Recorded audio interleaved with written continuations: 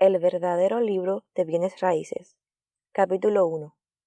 El negocio de los bienes raíces. Tom Wheelwright es una rara combinación de contador público, inversionista inmobiliario y profesor.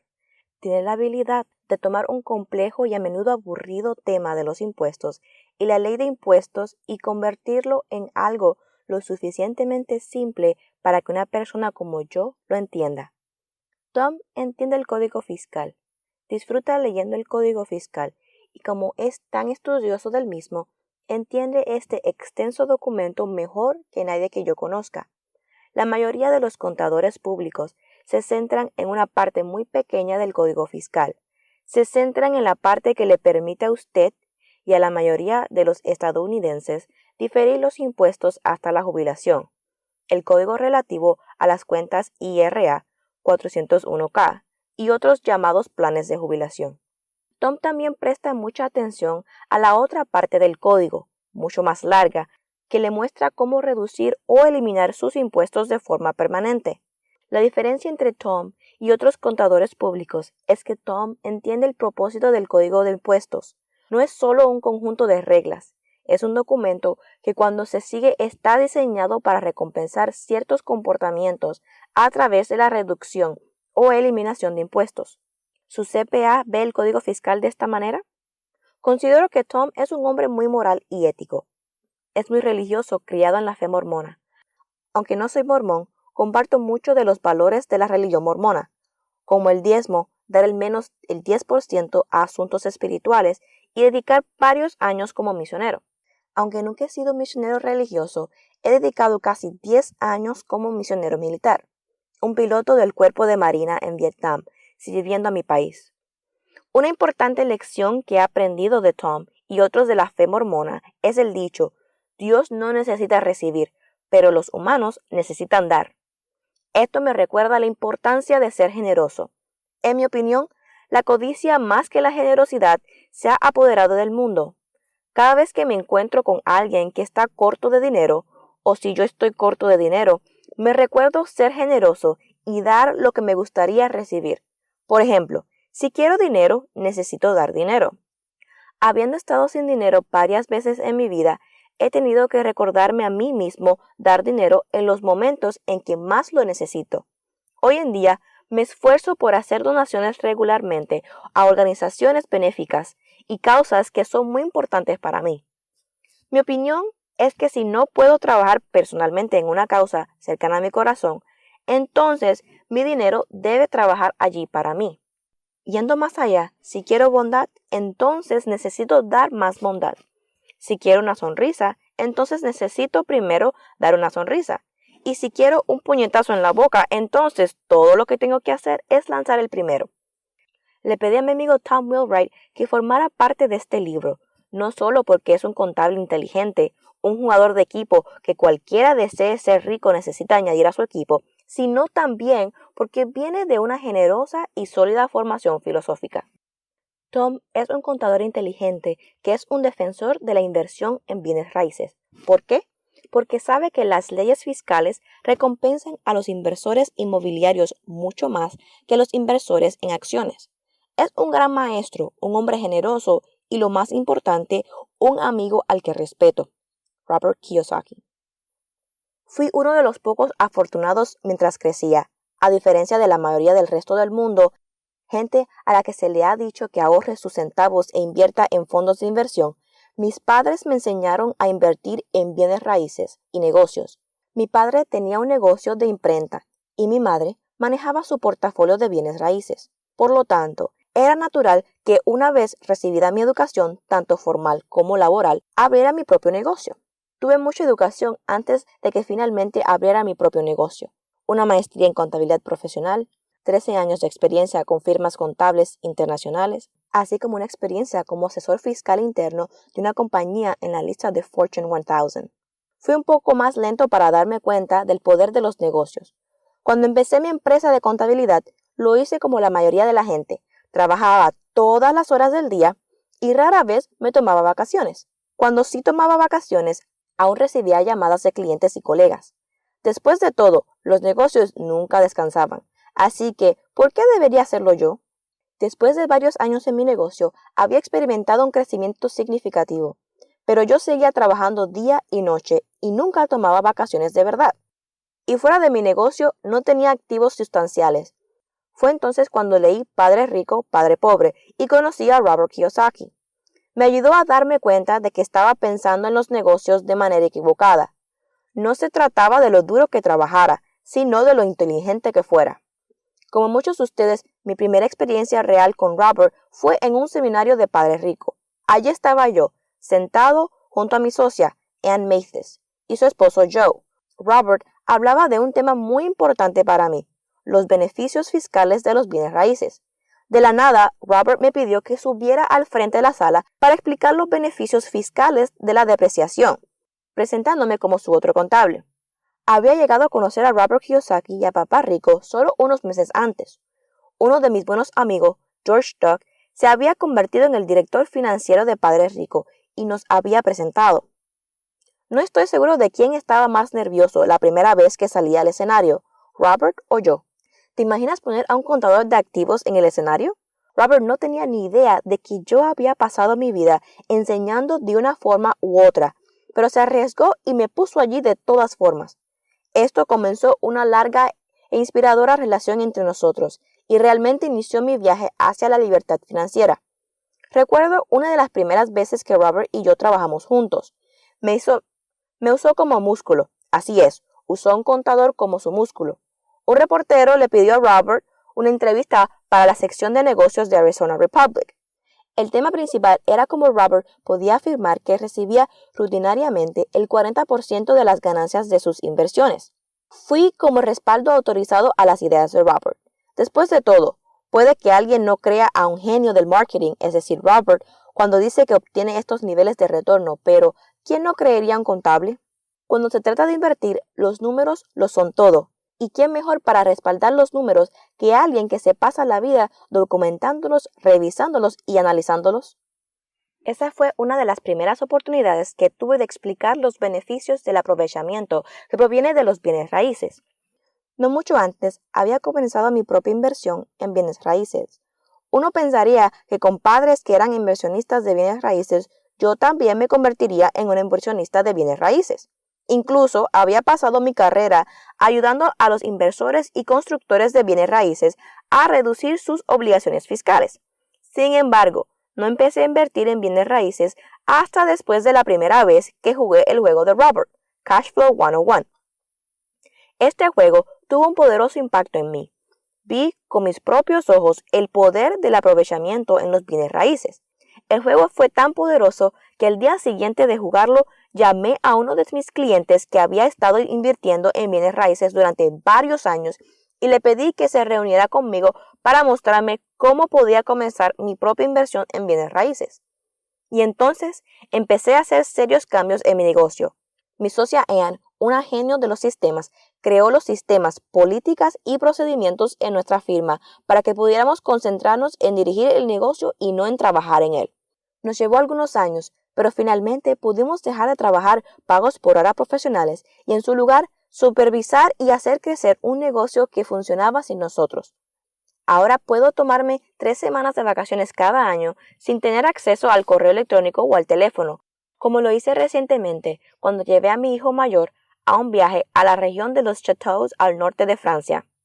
No tuve que preocuparme por mi empresa de contabilidad ni por mis inversiones inmobiliarias mientras estuve afuera porque ambas funcionaban sin mi atención diaria.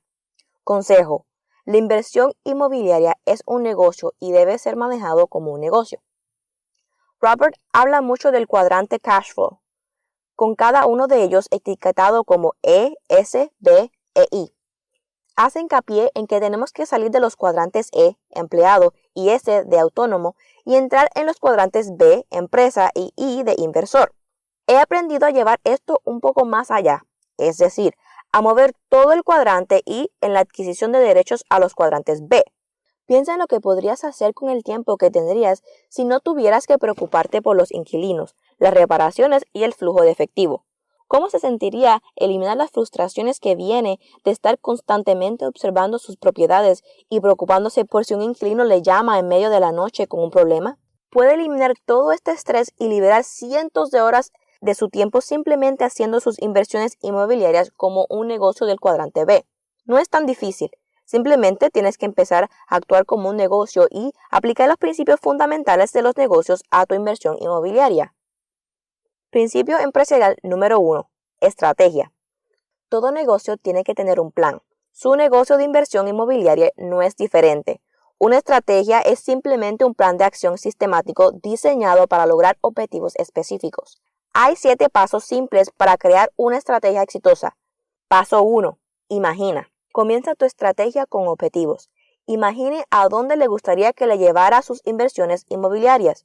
Puede ser una playa de arena blanca en el Caribe, tiempo ilimitado con su familia o trabajar para su organización benéfica favorita. Mis lugares favoritos en el mundo son Hawái, Francia, Arizona y Park City, Utah. Así que mis sueños es tener una casa en cada uno de estos lugares.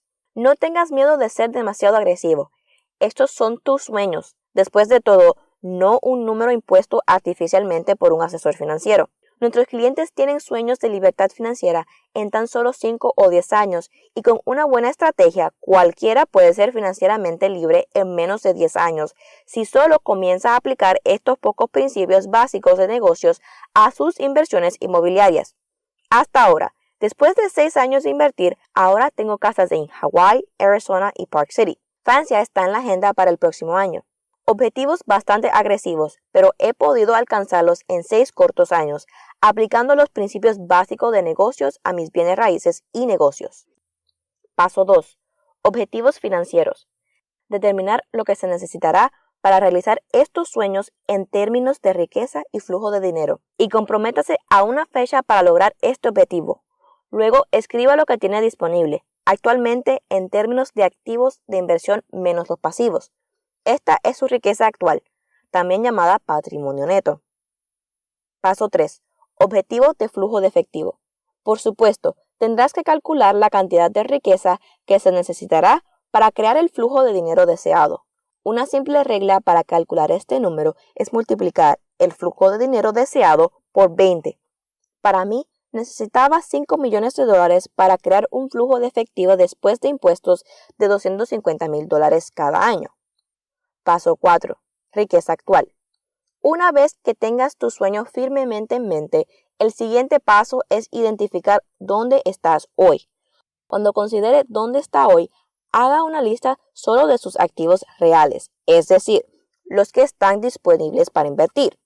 No haga una lista de su coche o sus joyas, pero sí indique la cantidad de capital que tiene en su casa si puede estar disponible para invertir a través de un préstamo sobre el capital de la casa.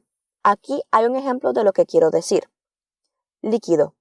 Ahorros, acciones y bonos, fondos mutuos, CDs, otros. Total. A largo plazo. Préstamos, bienes raíces, negocio de petróleos y gas, intelectual, otros, subtotal. Estos primeros 4 pasos son la esencia de un proceso llamado soñar y utilizaré una simple ilustración para mostrarles lo que quiero decir. Así es como se veía mi línea de sueños cuando conocí a Robert y comencé mi camino hacia la libertad financiera. Paso 5. Visión, misión y valores. Después de que tengas tu línea de sueños en su lugar, puedes hacer un plan para alcanzar esos sueños.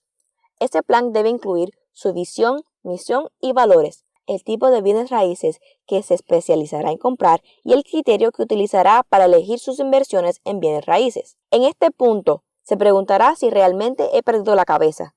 Después de todo, ¿la misión, la visión y los valores no son solo para los verdaderos negocios? Exactamente. Y sus inversiones inmobiliarias son un verdadero negocio. Al menos deberían serlos si vas a alcanzar tus sueños en el menor tiempo posible y con la menor cantidad de trabajo. Al crear tu visión, recuerda que esto representa tu enfoque para el futuro.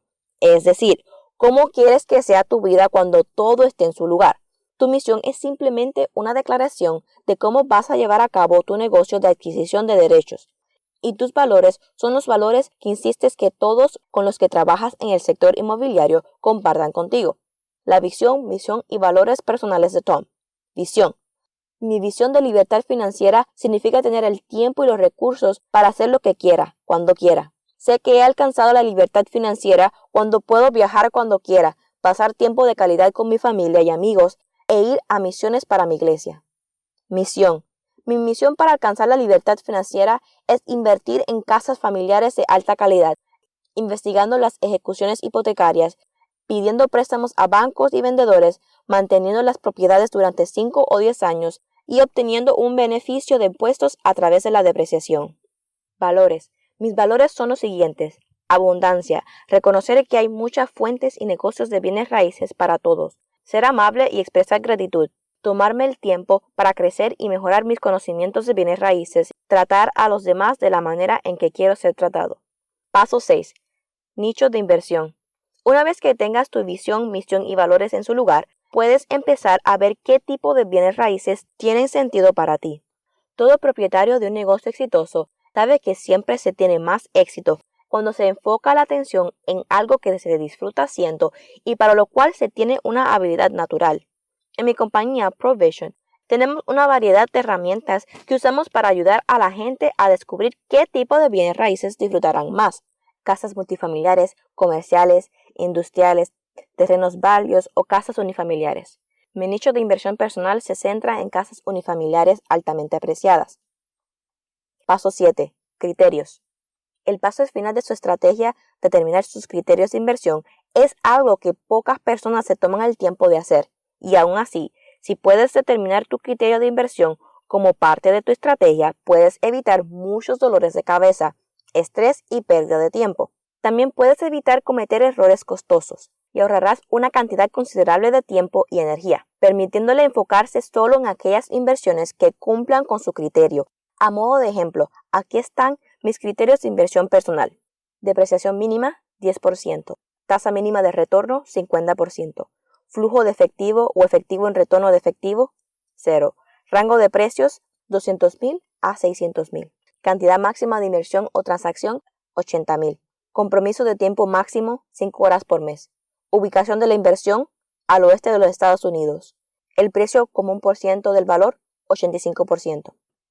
Puede que te preguntes por qué necesitas dedicar tanto tiempo y esfuerzo a desarrollar una estrategia. Les enseñamos a nuestros clientes de ProVision la importancia de la estrategia jugando Cashflow 101 en una manera muy específica. Si ha jugado el juego, se dará cuenta de que en promedio le llevará 2 horas y media. Hemos estructurado a nuestros clientes de manera que su equipo, los jugadores en su mesa, deban pasar los primeros 30 minutos desarrollando una estrategia para ganar el juego. Esta estrategia incluye el tipo de activo en los que invertirán y sus criterios de inversión. Todos los miembros de su equipo, aunque jueguen como individuos, deben seguir las estrategias con precisión. El resultado es sorprendente. Cada jugador sale de la carrera de ratones y gana el juego en menos de 2 horas. Así que aunque han gastado un enorme porcentaje del tiempo asignado a desarrollar su estrategia, aproximadamente el 20%, terminarán sustancialmente antes de lo que habrían hecho sin su estrategia. Esto sucede cada vez, siempre y cuando cada miembro del equipo se adhiera a la estrategia. Principio de negocio número 2. Equipo. Al igual que todo buen negocio tiene una estrategia, todo propietario de un negocio exitoso tiene un equipo de personas y empresas cuidadosamente seleccionadas para ayudarlo a tener éxito. Su equipo añadirá un considerable peso a su inversión. Puede aprovechar el tiempo, los talentos, los contactos, los conocimientos y los recursos de los miembros de su equipo. Consejo para construir un equipo. Plan. Piense cuidadosamente en las habilidades que necesita en su equipo. Por ejemplo, necesitarás un abogado, un contador, un banquero, al menos un administrador de propiedades, entre otros. Decida las habilidades que necesita antes de decidir qué personas ocuparán estos puestos. Referencias. Los mejores miembros del equipo casi siempre vienen por recomendaciones de alguien en quien usted confía, pero asegúrese de que las personas que lo refieran sean también una inversionista de bienes raíces y que conozca su situación y necesidades. Un asesor de confianza, como un abogado, un contador, un mentor o un asesor financiero, pueden ser una buena fuente de referencias. Acuerdos. Asegúrese de tener acuerdos buenos y claros con cada uno de los miembros de su equipo para que sepan lo que se espera de ellos y lo que pueden esperar de usted. Antes de dejar el concepto de equipo, permítame darles mi experiencia personal con el desarrollo de un equipo de bienes raíces. Cualquiera que me conozca se dará cuenta que paso la mayor parte del día haciendo crecer mi negocio. Esto no me deja mucho tiempo para invertir en bienes raíces, pero me encantan las inversiones en bienes raíces y entiendo perfectamente la importancia de esto en mi estrategia de riqueza. Estimo que el tiempo que paso cada semana en bienes raíces no es más de 1 hora. Sin embargo, gano más de $100,000 al mes a través de mi inversión en bienes raíces. Todo porque he desarrollado un gran equipo y he aplicado los otros principios de negocios de los que tratamos en este capítulo. Esto me lleva a nuestro siguiente principio, la contabilidad. Principio de negocio número 3. Contabilidad. Se preguntará si incluyo la contabilidad como un principio básico de los negocios debido a mi experiencia en contabilidad. Aunque tengo que admitir que existe un prejuicio natural a favor de la buena contabilidad, creo que si le preguntara a 100 propietarios de negocios exitosos si la buena contabilidad, incluyendo una buena presentación de informes, es fundamental para sus negocios, al menos 95 de ellos estarían de acuerdo. ¿Por qué? Porque una buena contabilidad lleva a una buena presentación de informes y una buena presentación de informes lleva a buenas decisiones. Si no dispone de la información necesaria, ¿cómo se va a tomar buenas decisiones? Por ejemplo, ¿cuándo se debe vender un inmueble o cómo saber si el portafolio está produciendo los resultados deseados? Los grandes empresarios entienden el propósito de la contabilidad. Aquí están algunas de mis claves personales para una gran contabilidad. Clave 1. Contabilidad con propósito. La contabilidad nunca debe hacerse únicamente o incluso principalmente para satisfacer al IRS u otros reguladores. El propósito principal de la contabilidad debe ser proporcionar información precisa y útil para que pueda tomar las mejores decisiones. Los inversores pobres piensan que la única razón para llevar registros es para que su contador pueda preparar su declaración de impuestos al final del año. Esto es un gran error. Una buena contabilidad es fundamental para una buena toma de decisiones. Sin números precisos y actuales, ¿cómo va a tomar las decisiones de comprar, vender o refinanciar su propiedad? ¿Y cómo sabrá qué propiedad va bien y cuál va mal? Ni siquiera sabrá si su administrador de propiedades está haciendo un buen trabajo o no. Hace varios años, Ann y yo compramos un grupo de 4 complejos en Mesa, Arizona. El precio era bueno según la información que teníamos en ese momento. Seguimos muy de cerca el flujo de efectivo y los ingresos de estas propiedades, pero después de un año más o menos nos quedó claro que estas propiedades no iban a generar un flujo de efectivo positivo en un futuro próximo. Al mismo tiempo nos dimos cuenta de que las tasas de límite estaban bajando, así que basándonos en nuestros números vendimos los 4 complejos. Debido a la disminución de la tasa de límite, fuimos capaces de obtener un beneficio significativo y dejamos de perder dinero cada mes. Clave 2. Contabilidad precisa. Aunque una buena contabilidad debe ir mucho más allá de la simple contabilidad, todo comienza con registros contables precisos y apropiados. Una contabilidad precisa es la base para crear informes y análisis útiles. La contabilidad es simplemente el proceso de introducir los resultados de las transacciones en un registro que puede utilizarse para la presentación de informes y el análisis. Sugiero a la mayoría de mis clientes que subcontraten la contabilidad a un contable o a algún otro servicio profesional de contabilidad. Para aquellos que quieren hacerlo ellos mismos, les recomiendo usar un programa de contabilidad muy simple, QuickBooks. Clave 2A. Plan de cuentas. Comience por establecer un plan de cuentas. Esta es solo una lista de las cuentas que va a utilizar para clasificar sus ingresos y gastos. Las cuentas que utilice deben ser las que tengan más sentido para usted. Por ejemplo, una persona puede listar el papel de impresora como material de oficina, mientras que otra puede listarlo en la categoría más general de gastos de oficina. Es simplemente una cuestión de cuán detallados quiere que sean sus informes. Solo recuerde que si no creó una cuenta para ello, no puede crear un informe para ello. Sugerencia: aquí hay un pequeño truco para usted. No tienes que crear un plan de cuentas separados para cada propiedad. En su lugar, puedes crear una clase para cada propiedad. Esto te permitirá hacer toda la contabilidad de tu negocio de bienes raíces en una compañía de QuickBooks, mientras creas el detalle y las opciones de reporte que necesitas para entender lo que está pasando con cada propiedad. Si necesita ayuda para establecer su plan de cuentas, pídele a un contador o contadora público, un miembro importante de su equipo, que le eche una mano. Esta persona estará encantada de ayudarle y podrá hacerlo rápidamente. Clave 2B. Registro detallado de datos. Una vez que tenga su plan de cuentas establecido, estará listo para empezar a introducir sus datos. Recuerde que debe introducir los detalles de cada transacción. La mayoría de las transacciones tendrán algo de efectivo, así que si ingresa los detalles cada vez que recibas o gastes dinero, probablemente capturarás el 98% de las transacciones. Algunas transacciones no tienen dinero en efectivo, como el registro de los gastos de descuento. Estas se realizarán a través de registros en el diario. Ya que es probable que tenga que hacer algunas anotaciones en el diario, le daré una breve explicación de cómo hacerlas. Entienda que cada transacción tiene dos caras para la contabilidad, una cara de débito y una cara de crédito.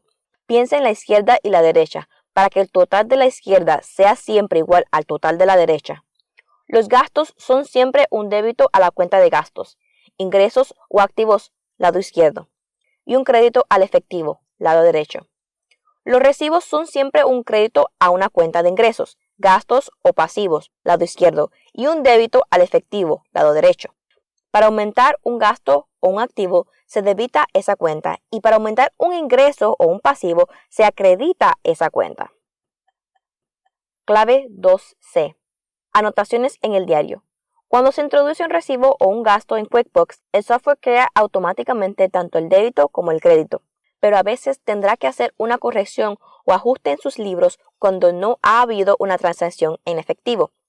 Esto se hace con una anotación en el diario. Cuando se hace una anotación en el diario, simplemente se introduce al mismo tiempo un crédito y un débito. Usemos nuestro registro de depreciación como un ejemplo, ya que todos tienen que hacer este registro al menos una vez al año. Débito o gastos de depreciación en el importe de la depreciación calculada para el periodo, normalmente basado en tablas proporcionadas por el Servicio de Impuestos Internos o su contador. Clave número 3. Consistencia. Aprenda a usar las cuentas correctas y use las mismas cuentas para todos los gastos y retornos similares. Si decide poner los gastos de papel en los suministros de oficina, siempre ponga las compras de papel en los suministros de oficina. No los ponga en la cuenta de suministro de oficina un mes y en la cuenta de gastos de oficina el mes siguiente. Clave número 4. Frecuencia. Haga su contabilidad no menos de una vez a la semana. Hay dos problemas cuando se atrasa. Primero, se vuelve abrumador y tendrás a seguir posponiéndolo hasta el final del año, cuando se vuelve urgente para tus retornos de impuestos. Esto crea el segundo problema. No tener una contabilidad actualizada significa que no puedes obtener buenos informes para tomar buenas decisiones. Clave número 5. Banco en línea. Personalmente, hago mi contabilidad todos los viernes por la mañana. Me lleva menos de una hora porque utilizo los sistemas que tengo a mi disposición, como el banco en línea y el pago automático de facturas. QuickBooks clasificará automáticamente todas mis operaciones bancarias en línea a las cuentas correctas con unos pocos clics del mouse. De hecho, me parece más rápido hacer la contabilidad yo mismo usando estos sistemas que si utilizara un contador externo. Lo intenté una vez y descubrí que me llevaba más tiempo corregir la contabilidad que si lo hacía yo mismo usando el banco en línea. El siguiente principio que voy a compartir con ustedes es cómo obtener buenos informes de su software de contabilidad. Si revisa estos informes cada mes, podrá tomar buenas decisiones sobre su negocio inmobiliario de forma rápida y efectiva. Principio comercial número 4. Informes. Todos los empresarios de éxito entienden la importancia de gestionar su negocio según las métricas. La métrica es simplemente una medida de los resultados diarios del negocio. A veces estas medidas son números brutos, como el flujo de caja. Otras veces toman la forma de proporciones. Y otras veces estas medidas son comparaciones, ya sea con un periodo anterior, con objetivos o con promedios de la industria. Consejo: si no conoces los números, no conoces tu negocio. Informe número 1. Estado de flujo de efectivo. Empecemos con el rey de los números brutos, el flujo de dinero. Desafortunadamente, es raro que un inversor inmobiliario tenga una imagen clara de su verdadero flujo de efectivo. Debe saber el flujo de efectivo de cada propiedad, así como el flujo de efectivo general de su negocio de bienes raíces.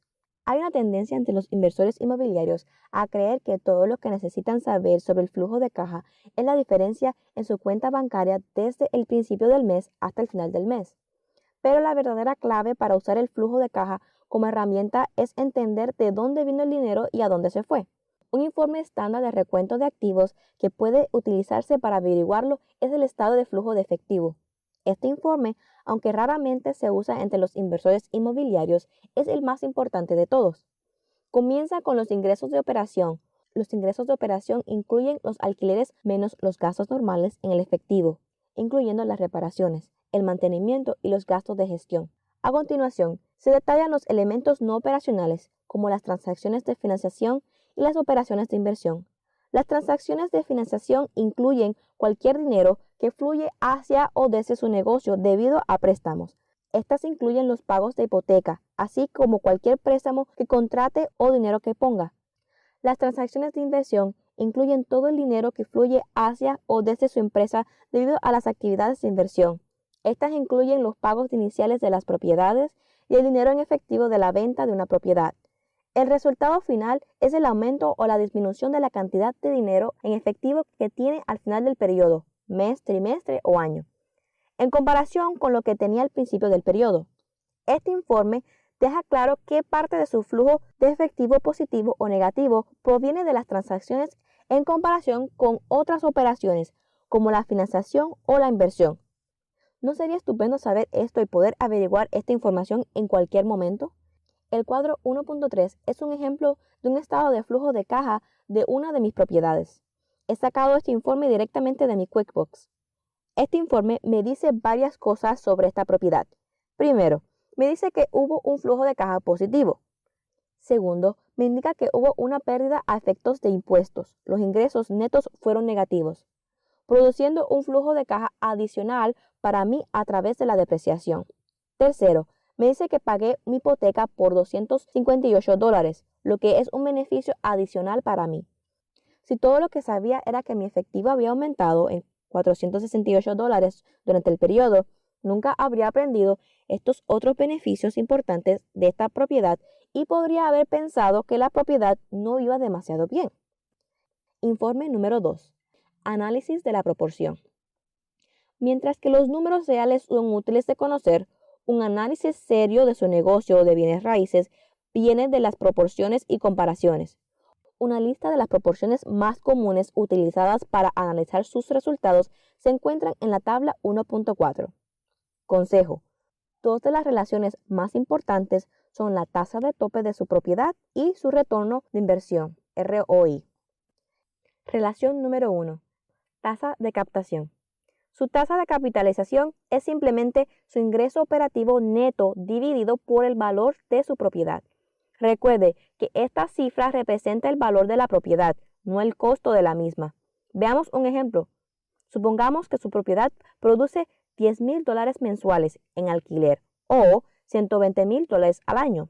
Y suponga que sus gastos de operación, recuerde, estos no incluyen el interés de la hipoteca o los pagos del capital o la depreciación, son de $70,000. Esto significa que su ingreso operativo neto, NOI, son $50,000. Si su propiedad tiene un valor de $500,000, entonces su tasa máxima es de 10%. Consejo: puedes usar esta información para tomar decisiones. Supongamos que tienes un préstamo sobre la propiedad con una tasa de interés del 7%. Si su tasa máxima es inferior al 7%, entonces debe pensar en vender la propiedad. ¿Por qué? Porque ahora tiene lo que se llama aplacamiento negativo. El aplacamiento negativo se produce cuando el retorno es menor que el que está pagando en el préstamo. En este punto, en realidad, le cuesta dinero pedir préstamo porque la tasa máxima es menor que la tasa del préstamo. Cuando Anne y yo vendimos nuestros 4 complejos en Mesa, la tasa máxima había bajado alrededor del 5%. La tasa de interés de nuestra hipoteca era del 6.5%. Así que ahora estamos en un aplacamiento negativo. Además de eso, tenemos un flujo de caja negativo. Así que era hora de vender las propiedades. Y lo hicimos con una ganancia sustancial porque observamos la tasa máxima. Cuando compramos la propiedad, la tasa tope era de alrededor del 10%. Aunque nuestros ingresos operativos netos nunca aumentaron, el valor de nuestra propiedad se duplicó, simplemente porque la tasa tope disminuyó del 10 al 5%. Relación número 2. ROI, retorno sobre la inversión. Esta es otra relación que revisamos en el retorno de la inversión, o ROI. Esta relación nos dice cómo está una propiedad en general. Es crítico revisar esta relación de forma regular. Conozco varios inversores que calculan el retorno esperado de la inversión al comprar una propiedad, pero nunca más. Al igual que la tasa tope, su ROI, puede decirle si debe mantener la propiedad o si necesita hacer algo diferente con la propiedad. Por ejemplo, uno de mis criterios para invertir es un retorno después de impuestos de por lo menos un 30%. Esto incluye el flujo de caja de la propiedad y la apreciación de la misma, además de mis beneficios fiscales de la propiedad y la reducción del capital de mi hipoteca. Hace unos años, compré una propiedad en Utah que parecía que tendría un retorno de la inversión del 35% en un periodo de 5 años, pero resultó que la propiedad era muy difícil de alquilar, así que el retorno de inversión fue menor de lo esperado. Una vez que estuve claro que el retorno de la inversión iba a caer por debajo de mi requisito del 30%, vendí la propiedad y encontré otra que se ajustaba mejor a mi criterio de inversión. A estas alturas, debería ser obvio para usted que gran parte depende de que se establezcan los criterios de inversión adecuados. Muchas de sus decisiones se basarán en ellos. Trabajando con sus números y aplicándolos a sus criterios es donde otros miembros de su equipo, su asesor de inversiones, será crítico. Todo el mundo debería tener un asesor para su negocio. Su asesor debe ser alguien bien versado en bienes raíces y estrategias de riqueza en general. Informe número 3. Informes de comparación. El tercer tipo de informes es el informe de comparación. Los informes de comparación toman los datos reales de su negocio de bienes raíces y los comparan con algunos otros datos, como los estándares de la industria, el rendimiento anterior o el rendimiento general. Los informes de comparación toman los datos reales de su negocio de bienes raíces y lo comparan con algunos otros datos, como los estándares de la industria, el rendimiento anterior o el rendimiento esperado o presupuestado. Supongamos que cuando compró su propiedad, esperaba que se apreciara un 10% por año. Supongamos que la apreciación real es de 15%. Su informe de apreciación debe mostrarle no solo su apreciación actual, sino también su apreciación esperada y quizás la apreciación promedio en el mercado. Esto le da una buena idea de cómo le está yendo en comparación con el mercado y con sus propias expectativas, y si podría considerar la compra de más propiedades en ese mercado o la venta de la que tiene para poder comprar otras propiedades que se ajusten mejor a sus criterios. ¿Puede ver lo importante que es tener buenos informes? No solo son los datos en bruto lo que usted quiere, también son los promedios y las comparaciones. Una de mis mayores quejas acerca de muchos administradores de propiedades es que producen informes terribles. Típicamente te dan solo los datos brutos y a menudo incluso eso es imposible de entender. Déjame mostrarle el tipo de informe que me da el administrador de mi propiedad. Aunque no me da ningún análisis, al menos me da los datos de manera que pueda crear mi propio análisis. Puedo ver inmediatamente que tengo un flujo de caja positivo, que cumple con mis criterios. Ahora necesito tomar esta información y ponerla en mi sistema de informes QuickBooks o algo similar. Y a partir de ese sistema puedo crear informes que me den las tasas de tope, el retorno de inversión y otros análisis. Principio empresarial número 5. Impuestos.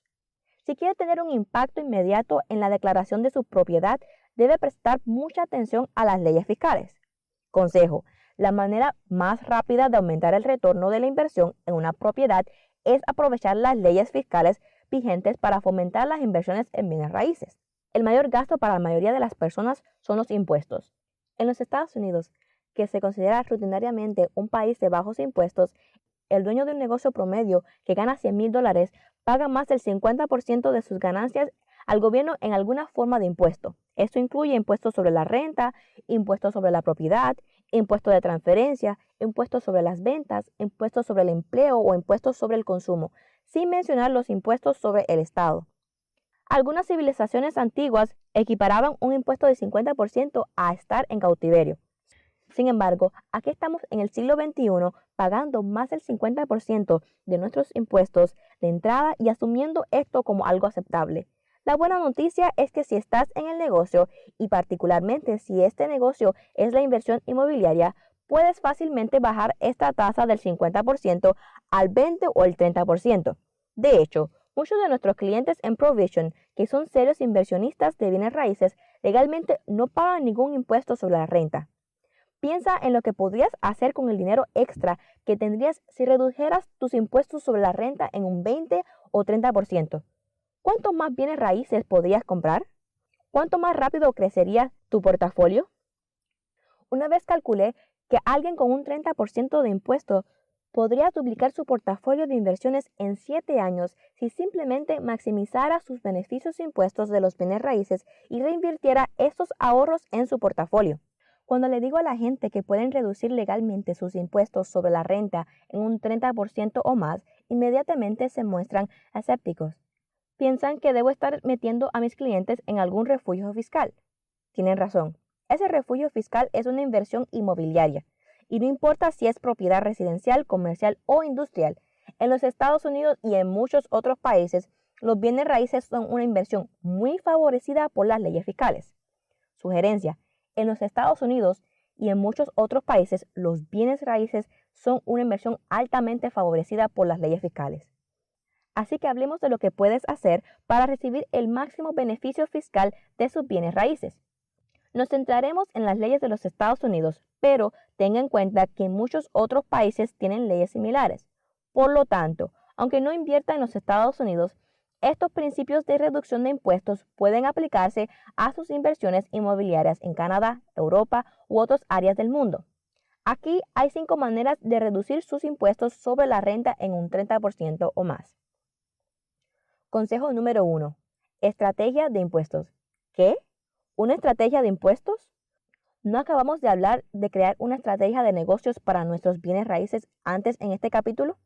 ¿Y ahora vamos a crear una estrategia de impuestos? Así es, una estrategia de impuestos. Un plan de acción sistemático para reducir o eliminar permanentemente los impuestos sobre la renta. Una buena estrategia de impuestos es como una buena estrategia de negocios en muchos sentidos. Tienes que mirar el panorama general, incluyendo no solo tus bienes raíces, sino también cualquier otro negocio e inversión que poseas, y tienes que mirarlo desde una perspectiva a largo plazo. Mi estrategia fiscal personal incluye aspectos relacionados con mis 2 hijos. Uno de mis hijos, Sam, trabaja en mis 2 negocios y quiere estar involucrado por muchos años. Mi otro hijo, Max, no tiene interés en los negocios y quiere escribir libros infantiles. Así que mi estrategia fiscal tiene en cuenta los intereses de mis hijos. Ambos son dueños de partes de mi negocio, pero tengo que estructurar su propia propiedad de manera diferente, ya que uno está activamente involucrado y el otro no. Muchos de nuestros clientes trabajan juntos como parejas en sus negocios. Mi esposa, por otro lado, no tiene interés en los negocios per se y está interesada en ayudarme solo en la parte oral de mi negocio. Es una maravillosa oradora y animadora. Así que mi estrategia fiscal no puede, por ejemplo, incluir a mi esposa como profesional de bienes raíces. Sugerencia: un buen especialista en estrategia fiscal podría ayudar aquí. Así que otro miembro del equipo para usted es un asesor de impuestos que se especializa en estrategias de impuestos. Tu estrategia de impuestos debe ser un plan que puedas cumplir fácilmente sin complicarte demasiado la vida. Por supuesto, un buen especialista en estrategia de impuestos podría ayudar aquí. Así que otro miembro del equipo para usted es un asesor de impuestos que se especializa en estrategias de impuestos. Consejo número 2. Estructura de la entidad. ¿Qué tipo de entidad debería utilizar? ¿Debería usar una compañía de responsabilidad limitada, LLC, una corporación o una sociedad? ¿O debería evitar utilizar una entidad en absoluto? En algunos países donde no hay mucho litigio, puede que no se necesite una entidad separada para sus bienes raíces, pero en los Estados Unidos, donde se presenta el 95% de los casos de litigio en todo el mundo, la entidad adecuada es esencial. Veamos una rápida visión general de las entidades fiscales disponibles en los Estados Unidos. Aunque la situación de cada persona es diferente, déjenme darle algunos consejos sobre qué entidad pueden considerar para mantener sus inversiones en bienes raíces. Desde el punto de vista de la protección de activos, discutido en detalles en otros capítulos de este libro, las LLC son frecuentemente la mejor entidad para usar. Una de las grandes cosas acerca de las LLC es que no tienen ninguna consecuencia fiscal. Usted puede elegir grabar una LLC de la manera que desee. Una LLC puede ser tratada como una sociedad de propiedad exclusiva, una sociedad colectiva, una corporación S o una corporación C. Para la mayoría de las propiedades de alquiler de bienes raíces, usted querrá ser tasado como una sociedad o una propiedad única. No cometa el error de poner sus alquileres de bienes raíces en una corporación S o una corporación C. Esto podría significar un desastre si alguna vez tiene que sacar las propiedades de la corporación para refinanciarla. Se le cobrará impuestos como si la corporación le vendiera la propiedad a su justo valor de mercado. Recientemente tuve a alguien en mi oficina que tenía su propiedad de inversión en una corporación S. Estimamos que el costo fiscal del refinanciamiento sería de $250,000, simplemente por la estructura de la entidad. Sugerencia: no cometa el error de poner sus alquileres inmobiliarios en una corporación S o una C. Esto podría significar un desastre si alguna vez tienes que sacar las propiedades de la corporación para refinanciarlas. Serás grabado como si la corporación te vendiera la propiedad a su justo valor de mercado. Si eres un agente inmobiliario o un desarrollador, tal vez quisieras considerar la posibilidad de establecer una corporación S. Esto incluye a aquellos de ustedes que quieran arreglar y cambiar propiedades. La razón: usted puede reducir significativamente sus impuestos de seguridad social al ser dueño de su propiedad en una corporación S. Y como probablemente no necesitarán descontar los impuestos de la propiedad de la compañía, excepto cuando la vendan, no tendrán las malas consecuencias del impuesto sobre la renta de las que hablé antes. Consejo número 3. Viajes, comidas y entretenimiento. Recuerde que en los Estados Unidos y la mayoría de los demás países solo cobran impuestos sobre la red de entrada que proviene de un negocio. Así que cualquier gasto que puedas tratar como un gasto deducible reduce tu impuesto sobre la renta. Las deducciones más pesadas por alto en el negocio inmobiliario son los viajes, las comidas y los gastos de entretenimiento. La regla en los Estados Unidos para las comidas y entretenimiento es que si usted discute los negocios antes, durante o después de la comida o entretenimiento y la discusión es necesaria y ordinaria para su negocio, entonces usted puede deducir el costo de la comida o entretenimiento. No hablo de ir a cenar con su agente de bienes raíces o su contador, aunque estoy seguro de que lo apreciarían. Hablo de ir a una cena o un evento deportivo con su pareja. Para la mayoría de ustedes, su socio en el negocio inmobiliario es su cónyuge. Mi experiencia con dueños de negocios es que cuando van a cenar con sus cónyuges, casi siempre hablan de negocios. Y si usted y su cónyuge trabajan juntos en el negocio de bienes raíces, puedo garantizarles que están hablando de sus bienes raíces cada vez que salen a comer. Mi esposa y yo salimos a comer 1 o 2 veces por semana, como promedio. Ni siquiera puedo recordar la última vez que cenamos fuera y no hablamos de negocios. Estas discusiones son esenciales para nuestro éxito como propietarios de negocio, aunque ella no mantiene un papel muy activo en ninguno de nuestros negocios. Ella tiene una perspectiva, sin embargo, que encuentro extremadamente útil para tomar decisiones de negocios. Así que deja de pagar tus comidas con tu cuenta bancaria personal y empieza a pagarlas con la cuenta bancaria de tu negocio inmobiliario. Viajar es un poco más difícil de deducir, pero no mucho. Si viajas dentro de los Estados Unidos, solo tienes que probar que la razón principal del viaje fue de negocios. Lo demuestras mostrando que gastaste más del 50% de cada jornada de 8 horas discutiendo o trabajando en tu negocio de inversiones inmobiliarias. Esto podría incluir su reunión anual o podría simular estar investigando oportunidades de bienes raíces en ese lugar. Tuvimos un cliente que aplicó estos principios y terminó con un trato de $1 millón. Le gustaba mucho viajar a Nuevo México. Sabiendo que tenía que buscar propiedades para deducir sus gastos de viaje, organizó una reunión con un agente de bienes raíces local para revisar las oportunidades de desarrollo de la tierra en su lugar de vacaciones. Terminó encontrando un trato que le permitió ganar $1 millón y por supuesto tuvo que deducir sus gastos de viaje. Consejo 4. Depreciación. Después que Robert y yo nos reuniéramos con el periodista de Arizona Republic para discutir el 40% de los ingresos, cruzamos la calle para almorzar en un restaurante local. Robert me preguntó qué pensaba sobre la depreciación. Le dije que pensaba que era como magia. ¿Dónde más puedes conseguir una deducción de impuestos por algo que no pagaste y que se está apreciando en valor? Sin embargo, eso es exactamente lo que sucede con la depreciación en los Estados Unidos, Canadá y muchos otros países. Así es como funciona. Digamos que pagas $500,000 por una casa que vas a alquilar.